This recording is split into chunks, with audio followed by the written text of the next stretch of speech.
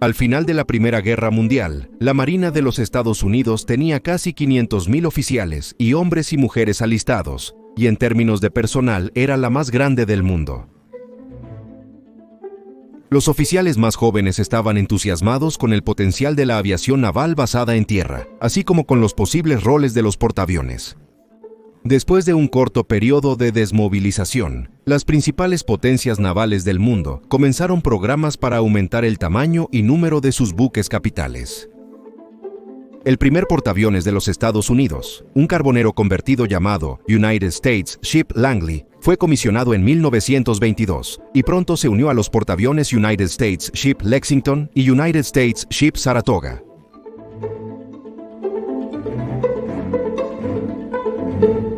En los Estados Unidos, el efecto del desplome del mercado de valores de octubre de 1929 frenó drásticamente los desarrollos navales y la expansión de la flota.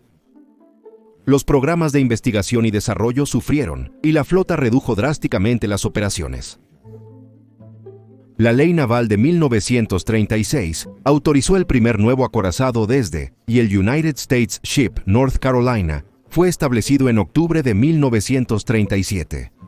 La segunda Ley Vinson autorizó un aumento del 20% en el tamaño de la Marina, y en junio de 1940, la Ley de la Marina de dos Océanos autorizó una expansión del 11% de la flota. La solicitud del jefe de operaciones navales, Harold Rainsford Stark, para un aumento adicional del 70%, fue autorizada por el Congreso en menos de un mes, para un aumento total en la fuerza de la flota de alrededor de 200 nuevos barcos.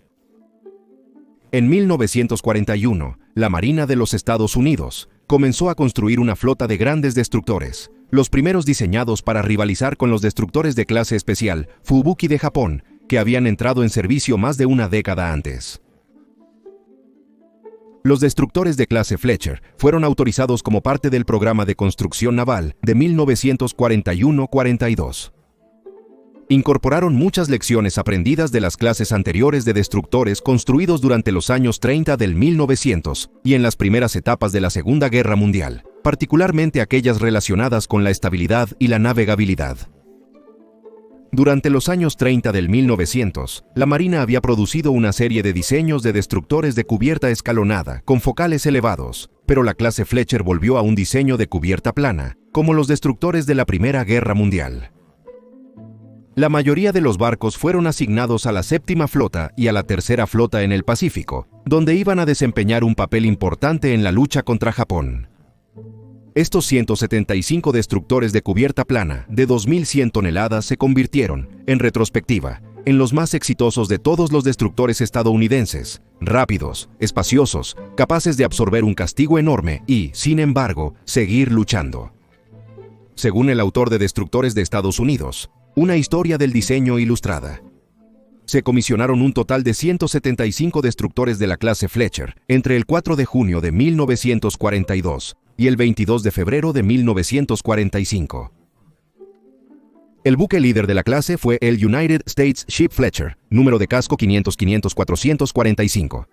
Los números de casco variaban entre 445 y 691, más un bloque adicional entre 792 y 804. Los barcos de la clase Fletcher se construyeron en 11 astilleros diferentes. Los Fletchers eran mucho menos pesados en la parte superior que las clases anteriores, lo que les permitía incorporar equipos y armas adicionales sin un rediseño importante.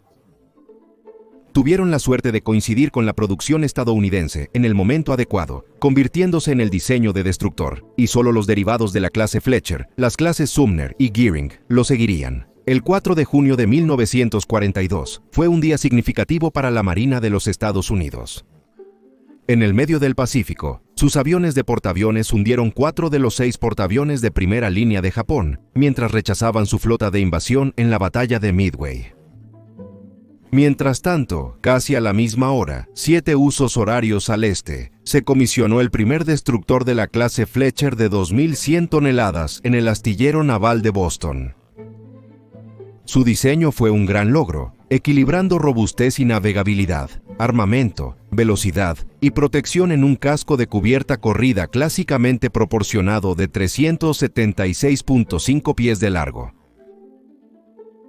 Con 2.050 toneladas de desplazamiento estándar y aproximadamente 2.900 toneladas completamente cargadas, los Fletchers eran significativamente más grandes que cualquier clase de destructor estadounidense que los precediera. Autorizada para el año fiscal 1941, la construcción del primero de los Fletchers ya estaba en marcha cuando Estados Unidos entró en la guerra. En un programa de emergencia para expandir la capacidad, algunos astilleros fueron mejorados y se pusieron en funcionamiento otros nuevos. Finalmente, 11 astilleros lanzaron 175 barcos durante los siguientes 32 meses, la clase de destructor más numerosa completada por cualquier marina en el mundo. También fueron los primeros destructores estadounidenses equipados con radar durante su construcción. Los Fletchers llevaban radares de búsqueda de superficie, búsqueda aérea y control de fuego. El radar de búsqueda de superficie tenía un alcance hasta el horizonte, aproximadamente de 10 a 12 millas, mientras que la búsqueda aérea podía ver hasta unas 40 a 45 millas. El radar de control de fuego se utilizaba estrictamente para el control de la batería de cañones de 5 pulgadas. La llegada del radar resultó en la creación de un nuevo espacio a bordo del barco, el Centro de Información de Combate, Centro de Información de Combate o Combate para abreviar. El Centro de Información de Combate pronto evolucionó en el principal centro nervioso para dirigir todas las operaciones de superficie, subsuperficie y de misiles antiaéreos a bordo de los barcos de la Marina de los Estados Unidos. La batería principal de Fletcher consistía en 5 montajes de cañón de calibre 38 de 5 pulgadas de acción de superficie y antiaéreos de un solo cañón. Había 2 montajes en la parte delantera y 3 en la trasera. Estos montajes disparaban hasta 18 rondas por minuto.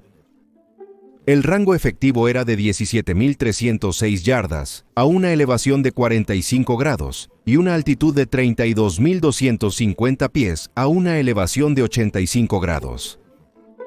El diseño del barco incorporaba 10 tubos de torpedos en 2 montajes centrales quíntuples, numerosos montajes antiaéreos de 40 milímetros y 20 milímetros, y casi 2 docenas de cargas de profundidad montadas en la cubierta trasera. Posiblemente la mejor ilustración de la robusta construcción de la clase fue la batalla de Sármar, una de las muchas partes de la batalla por el Golfo de Leyte. Considerada como la batalla naval más grande de la Segunda Guerra Mundial, y considerada por muchos como la batalla naval más grande de la historia, involucrando a más de 200.000 hombres. Luchada en aguas cercanas y alrededor de las islas filipinas de Leyte, Sama y Luzón, desde el 23 hasta el 26 de octubre de 1944, entre las fuerzas combinadas estadounidenses y australianas y la Marina Imperial japonesa.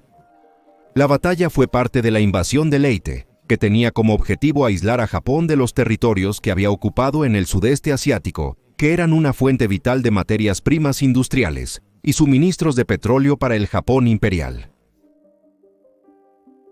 En esta acción, la flota principal japonesa encontró al grupo de portaaviones de escolta estadounidense frente a las playas de invasión de Leyte, custodiadas solo por 3 Fletchers y 4 destructores de escolta. Fue una batalla unilateral desde el principio y debería haber resultado en que todos los portaaviones de escolta fueran enviados al fondo, pero la batalla resultó de otra manera. En lo que solo puede describirse como una de las acciones clásicas de los destructores en la historia naval, los 3 Fletchers atacaron a la flota de batalla japonesa. 2 de los 3 destructores fueron hundidos, pero no antes de haber infligido graves daños a sus oponentes. El United States Ship Hull fue el primero en hundirse después de sufrir 44 impactos directos, de proyectiles que variaban en tamaño desde 5 pulgadas hasta 14 pulgadas. Golpeado a las 07:28 de la mañana del 25 de octubre de 1945, Hull permaneció a flote y en la lucha hasta las 08:55. El United States Ship Johnston fue golpeado por 3 proyectiles de 14 pulgadas, justo cuando lanzó una dispersión de torpedos a las 07:20. Esto fue seguido en rápida sucesión por impactos directos de 3 proyectiles de 6 pulgadas, reduciendo la velocidad del barco a 17 nudos. A partir de entonces, era un blanco fácil, pero no se hundió bajo las olas hasta las 10:10. Las pérdidas fueron muy graves. De una tripulación de 285, el United States Ship Johnston perdió a 101 heridos y 184 muertos, incluyendo a su capitán, el teniente comandante Ernest E. Evans, el primer nativo americano en los Estados Unidos, marina en recibir la Medalla de Honor. El United States Ship Hull perdió a todos excepto a 86 de sus hombres, con 253 muertos a bordo y otros 40 hombres pereciendo en el mar antes de que pudiera llegar el rescate. Curiosamente, 75 años después de ese punto de inflexión en el Teatro del Pacífico, una expedición submarina privada descubrió los restos de uno de los destructores, que los investigadores creen que es el United States Ship Johnston 500-557. Los historiadores de la Marina confirmaron que los restos pertenecían a un destructor de la clase Fletcher, pero dijeron que se necesitaba más investigación antes de que pudieran determinar si era el Johnston o el todo 500-533. Pero volvamos a la batalla. Para gran crédito del destructor, un crucero japonés, el Kumano, fue detenido en seco en el agua por torpedos desde el casco, y otros 2 cruceros resultaron gravemente dañados por el fuego de artillería. Milagrosamente, las valientes acciones del destructor de la clase Fletcher durante el transcurso de la batalla de 2 horas obligaron a los japoneses a romper el contacto y retirarse, privando a Japón de lo que debería haber sido una victoria fácil.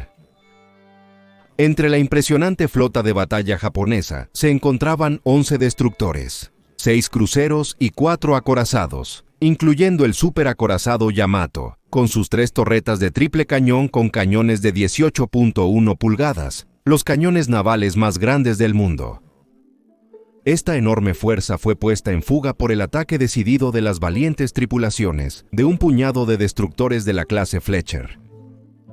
Las especificaciones de diseño de Fletcher incluían 2 hélices impulsadas por una planta de propulsión de turbina de vapor alimentada con aceite de 60.000 caballos de fuerza, que producía una velocidad máxima entre 35 y 37 nudos.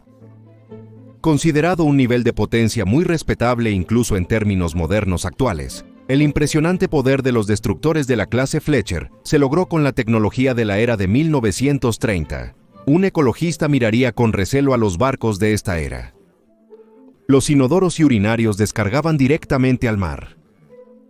Los marineros sabían que las órdenes permanentes solo permitían descargar las sentinas por la noche cuando estaban en puerto. Cuando estaban en el mar, la basura y los desechos se deshacían tirándolos por la borda. Los barcos tenían que tomar lastre de agua de mar directamente en los tanques de combustible para mantener la estabilidad bajo condiciones de carga ligera, y las operaciones de deslastre en el mar tomaban varias horas, durante las cuales los tanques de lastre inevitablemente descargaban una mancha de aceite de aspecto desagradable. Los espacios de maquinaria, los muros cortafuegos y los mamparos estaban fuertemente revestidos con aislamiento ignífugo de asbesto. Las condiciones de vivienda eran precarias. Los marineros estaban alojados por división en 4 niveles altos de literas de lona con casilleros verticales separados. La práctica de colocar ojos de buey en el casco para ventilación se había eliminado y no había aire acondicionado. La cocina estaba en la cubierta principal y toda la comida tenía que ser llevada en grandes bandejas hasta el comedor de abajo. Los destructores de clase Fletcher tenían una gran debilidad. Era necesario salir a la cubierta climática para pasar de la parte delantera a la trasera del barco. En mares peligrosamente pesados, durante climas extremadamente difíciles como los tifones, un extremo del barco quedaba efectivamente cortado del otro. El capitán retirado George Stewart recuerda los mares pesados del tifón Cobra en diciembre de 1944. Durante el tifón, nuestro oficial de artillería estuvo a punto de ser arrastrado por la borda cuando tuvo que salir a cubierta para asegurarse de que las cargas de profundidad del barco estuvieran aseguradas. Terminó aferrándose a una línea de vida. Para llegar a la estación de control del motor principal, tuve que salir a la cubierta principal y entrar a través de un vestíbulo que conducía a la lavandería del barco. Vi una gran ola rompiendo sobre el barco y me agarré a una rueda de válvula en la superestructura y me aferré fuertemente. Estaba completamente sumergido. Diseños posteriores de destructores, incluyendo las clases Sumner y Gearing, incorporaron un pasillo cerrado dentro de la superestructura. Para 1971, todos los destructores de clase Fletcher en servicio con la Marina de los Estados Unidos habían sido dados de baja. Pero no fue hasta el año 2001 que el Cuitláhuac de la Marina Mexicana, el antiguo United States Ship John Rogers y el último Fletcher activo se retiró del servicio. A pesar de las conversaciones sobre su retorno a los Estados Unidos como un barco museo, en el año 2010 fue condenada como un barco abandonado y desguazado. 4 Fletchers han sido preservados para exhibición pública. En Grecia, el antiguo United States Ship Charette, renombrado Bellos, que significa flecha, es una atracción popular. En los Estados Unidos, United States Ship de Sullivans, en Buffalo, Nueva York. El United States Ship Kidd, bellamente restaurado a la configuración de finales de la Segunda Guerra Mundial, en Baton Rouge, Luisiana. Y el United States Ship Cassin Young, amarrado en el muelle frente a la fragata United States Ship Constitution en el astillero naval de Boston, Charlestown, Massachusetts, están abiertos al público. Los años 1930 comenzaron tranquilamente con un tratado internacional que extendía acuerdos previos para reducir los armamentos navales. Con el paso de los años, la paz se disipó, sin embargo, y las potencias se movieron inexorablemente hacia una Segunda Guerra Mundial. Un total de 19 destructores de clase Fletcher se perdieron en combate y 6 más quedaron dañados más allá de la reparación. Después de la guerra, un número de 2.100 tuners sirvió en Corea en los años 1950 y algunos incluso en Vietnam en los 60. 32 fueron transferidos a las marinas de Argentina, Brasil, Chile, Colombia, Alemania, Grecia, Italia, Japón, Corea, México, Perú, España, Taiwán y Turquía. Si disfrutas estos videos, suscríbete a nuestro canal para recibir notificaciones de nuevos episodios. Para más contenido interesante sobre historia militar, consulta nuestra biblioteca de videos.